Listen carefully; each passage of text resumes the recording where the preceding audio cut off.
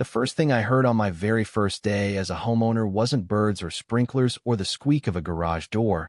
It was a woman's voice ripping across the street like a siren. "You can't live here." I still had the key fob warm in my hand. Still had that stupid grin you wear when a decade of saving finally turns into a driveway with your name on it. And here came this lady across the lawn like a referee sprinting to throw a flag. She didn't slow down, didn't say hello, just planted herself at my bumper and jabbed a finger at my face like I'd broken into her mother's jewelry box. "Ma'am," I said, window half down, trying to keep it light. "I literally closed an hour ago." "Not on that house," she shot back, eyes bright and wild. "That house belongs to my family. You've made a mistake. Leave before this gets ugly." "My name's Ethan. I work in IT, married to Lena who's a nurse, and for 6 long months we'd been outbid by cash buyers with smug smiles and waived inspections. When this 2-story place in Willow Creek popped up under market with the nicest old trees I've ever seen shading a front yard, we didn't ask why the price felt like a sale tag. Maybe we should have, but we jumped. We told ourselves we deserved a little luck, right? A motivated seller, a clean title, a quiet street where you can hear the wind in the maples. That was the dream I parked on. The woman, she later introduced herself as Valerie Shaw, didn't care about my dream. She pointed at the gable like it was a crime scene. "That home is part of Maple Ridge Community Association," she announced. "And as acting president, I'm ordering you to vacate while we sort out this fraud." I pulled the folder from the passenger seat. "Valerie, right? This parcel was never annexed. It predates your HOA by, like, 15 years. I tried to smile as I flipped to the county map with lot lines highlighted in neon yellow, my weekend printout hobby suddenly coming in handy. Different covenants, different everything. Not your jurisdiction. She stared at the paper like it was written in smoke. "Maps can be wrong," she said, which is a sentence that tells you everything about a person. She pulled out her phone, dialed someone, and said without a hello, "Board members to my house now. We have a hostile occupier." 15 minutes later, 3 cars rolled up, and a little quorum formed on her lawn. Polo shirts, clipboards, that earnest HOA look. To their credit, they were civil. They examined my deed, cross-checked their binder, and one of them, an older guy with kind eyes, cleared his throat and told Valerie, "He's in the right. The Ellison parcel was never incorporated." Valerie's jaw flexed. She had that smile that looks like it hurts. "We'll see," she said to me. And it didn't sound like a promise. It sounded like a threat wrapped in cotton. On the drive home that night, I had that jittery feeling you get after an argument you didn't plan to have. Lena listened, eyebrows inching north, then squeezed my hand on the center console. "If this is the welcoming committee," she said, "maybe we need a camera before we need a couch." So we ordered a video doorbell, 2 side cams, and a floodlight, and I told myself we were being thorough, not paranoid. The next morning, a text pinged from an unknown number. "Don't trust anything Valerie tells you about that house. Document everything. She's dangerous." No name, no follow-up, just that. I stared at it too long, felt the skin on my arms prickle. I'm the guy at work who tells people not to click unknown links, and here I was treating a ghost text like a lighthouse. Moving day should be boxes and pizza, and tripping over your own optimism. Ours started with Valerie standing on the sidewalk with a measuring tape like the world's angriest surveyor, dragging the metal end across my fence post, scribbling on a form. "You're out of setback," she said without looking up. "It's not in your HOA." I said again, breathing in for 4, out for 4, like my therapist once suggested for traffic and in-laws. "City ordinance then," she said. "And grandfather clauses lapse when a property changes hands. You'll need to reapply for compliance." That night, I learned a new phrase, weaponizing bureaucracy. A pink slip from code enforcement arrived 3 days later for improper trash container placement. The week after that, unapproved exterior color, even though we hadn't painted a thing. Then, untidy lawn, which was funny because we'd watered the lawn like it was a dying patient and trimmed the edges with the precision of a haircut before a job interview. I called the city, sat through the phone tree, and finally got a human who sighed when I gave our address. "New owner?" she asked, like she already knew the answer. "Best advice I can give, appeal and bring evidence. And, keep records." So we kept records. I set my cameras to archiving mode. I bought a binder the size of a phone book and labeled tabs like I was building a case against a cartoon villain. The cameras caught Valerie stepping onto our porch to measure the distance between the trash can and the railing at 6:12 a.m., captured her snapping photos through our side gate at dusk, filmed her coaching a neighbor in a cardigan about how to properly document a noise violation, while birds chirped in a way that did not scream riot. When Lena called after a brutal shift and asked, "How's my favorite homeowner doing?" I told her I'd been promoted to full-time evidence clerk. Then came the part that twisted my stomach. My boss pinged me for a quick Zoom. "Ethan," he said, careful voice. "Someone called the office with concerns about your disruptive behavior in the neighborhood and its impact on our company's local clients." I felt my ears buzz. Disruptive? I showed him the binder on camera. I told him about the untidy lawn letter for our perfectly crisp yard. He believed me. Thank God. But it told me Valerie wasn't just trying to make our life uncomfortable. She was trying to unravel it, thread by thread, in every room we lived in. The unknown number texted again that night. "She's done this before. 3 families in 2 years. Same pattern. Harass, isolate, force a sale to a preservation trust." The words landed like a file slammed on a desk. I dug into public records the way only a caffeinated IT guy can. I found the trust, Redwood Preservation Trust. Clean logo, bland mission statement. Lots of talk about protecting neighborhood character. I also found 4 deeds where the seller had taken 20 to 50 grand below market, 2 with medical liens on the sellers, 1 where the seller had lost a job. Patterns don't prove intent, but they do make your pulse thump. I knocked on an apartment door 2 blocks away to meet one of those sellers, a woman in her 50s named Janet, who looked like she'd slept with worry under her pillow. She didn't want to talk at first. When I mentioned Valerie, she ushered me in like I was a paramedic. Her hands shook around a mug. "My husband started chemo," she said, eyes fixed on a spot on the wall. "And the violations came every Friday like bills. Grass too long, gutters too old, paint too faded." A neighbor, Valerie, offered to help by connecting us with a buyer who understood. We sold. We thought we were escaping. I still wake up thinking there's a notice on my door. There's a certain kind of anger that doesn't make you loud. It makes you clear. I walked back in the dusk with a list in my head and a plan in my hand. Step 1, a lawyer. Aaron Walsh, real estate attorney, sharp eyes, easy laugh that she used sparingly. She listened, asked surgical questions, flipped through my binder, and by tab 3 the laugh was gone. "Ethan, this is not a neighbor's spat," she said. "You're describing intentional interference with property rights, possibly civil conspiracy. If there's a public official in this," she tapped a violation notice, "that's a different ballgame. We filed appeals. We filed a harassment report. We drafted a petition for a restraining order against Valerie that Aaron said we'd keep in our back pocket."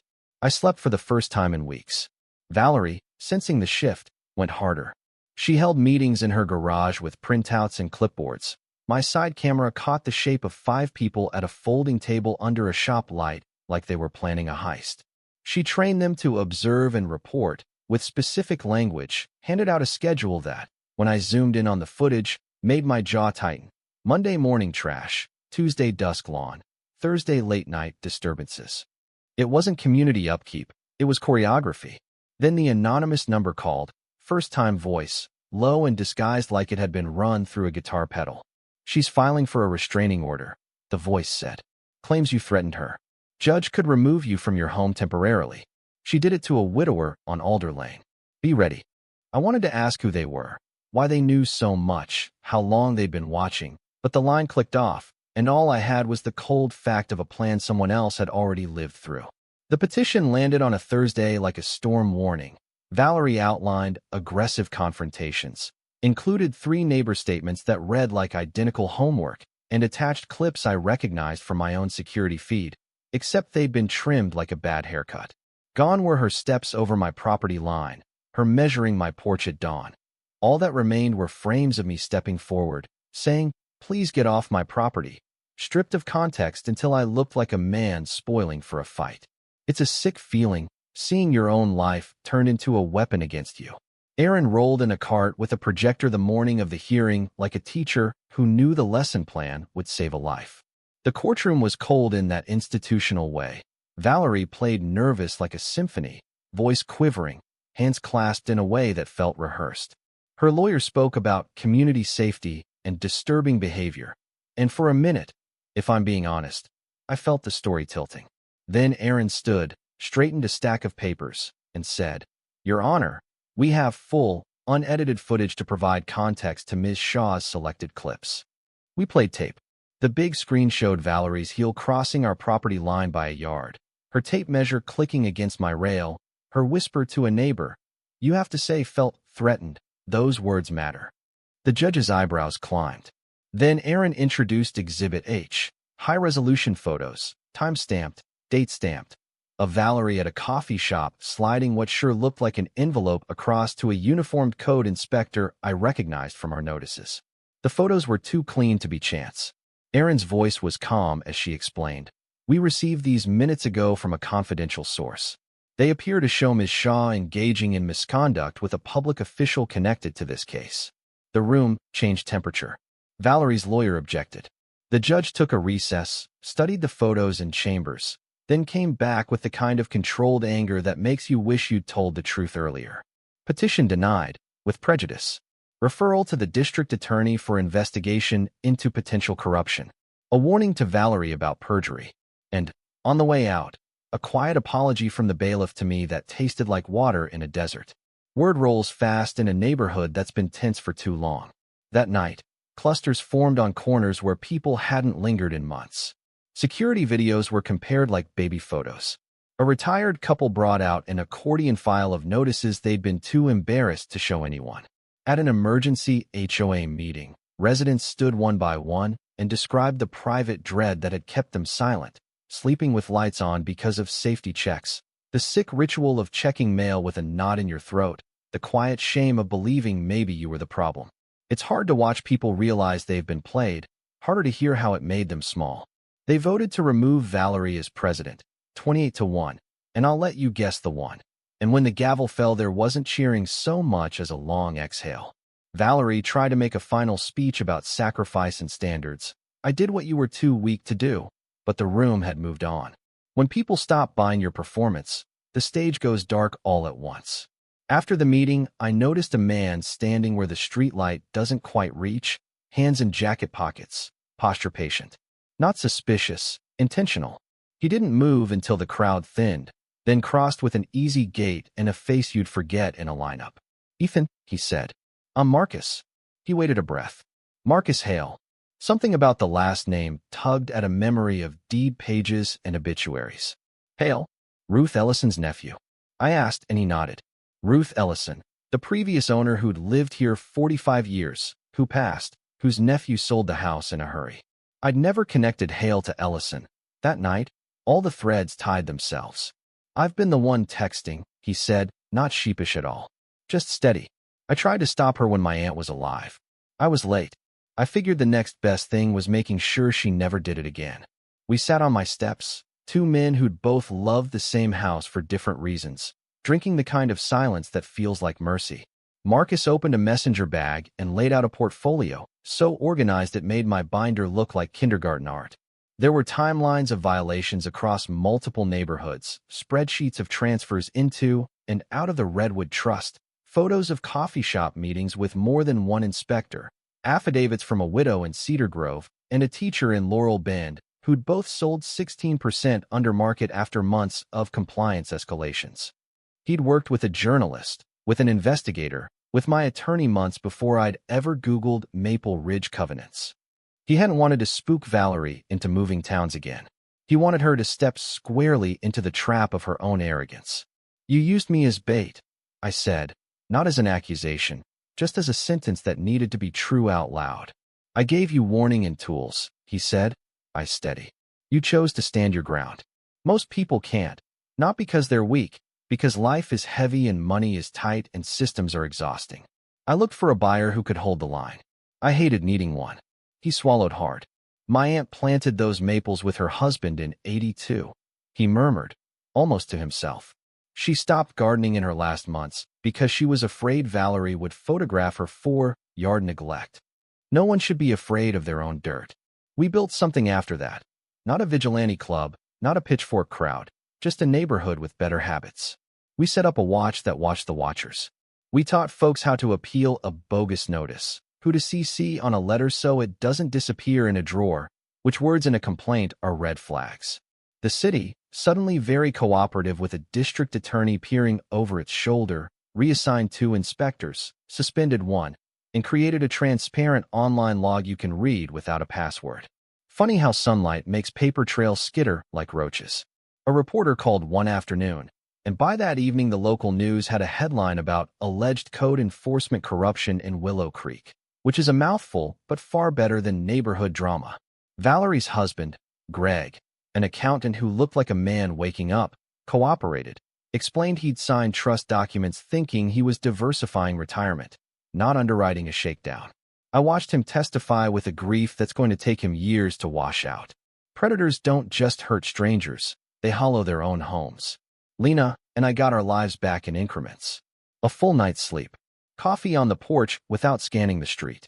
Our dog snoring like a lawn machine on the rug without leaping up at every car door thump. I don't think you realize how much your body has been bracing until it finally unclenches and your shoulders drop an inch. People ask if I ever felt guilty that Marcus put us in the line of fire on purpose. Sometimes, when I'm feeling noble, I say it was an honor to help break a pattern. Sometimes, when I'm honest, I say I wish someone else had bought this house first. Most of the time, I think about Janet and the mug shaking in her hands, and about Ruth Ellison and the maples, and I land somewhere in the middle, grateful we could do what others shouldn't have to, angry that it was even necessary. We still get comments, on the street, online, about HOAs and power and where the line is between keeping a neighborhood nice and turning it into a private fiefdom. I don't hate HOAs. I do hate when they become costumes people wear to make their meanness look like civic duty. Order isn't the same as ownership, and community standards means nothing if it's only ever weaponized against the people least able to fight back. A month after the hearing, I got a postcard from Laurel Bend signed by 3 families. No return address, just 3 names and a sentence. We saw your story, and we're not selling. I showed it to Lena, and she pressed it to the fridge with a magnet shaped like a little red bird. And then we went out front and watered the elderflower bush someone had gifted us because our porch had looked, for too long, like a place where joy was not allowed. I'm telling you all this not because I like drama, but because a lot of us move to streets like mine for quiet. And then when quiet breaks we think maybe it's our fault that we can hear the noise. It isn't. Sometimes the loudest person in the cul-de-sac is just the one who learned how to make a clipboard sound like a badge. Sometimes the right thing to do is very boring. Save emails, label tabs, appeal again, show up at a meeting, and then show up at the next one. Sometimes the most rebellious sentence you can say is simply, "That doesn't apply to me," and then back it up with a map. So, here's my question for you. If you pulled into your brand new driveway and someone told you you couldn't live there, would you pack back up to keep the peace, or would you dig in and fight, knowing it might get messy before it gets better? Where's your line between standards and control, between neighborly care and nosy tyranny? Drop your stories in the comments. Tell me where you think we went right, where you think we went too far, what justice looks like when the bully wears a blazer and smiles for the newsletter. I'll be here, probably labeling another tab like the nerd I am, and watering a yard that finally feels like it belongs to us.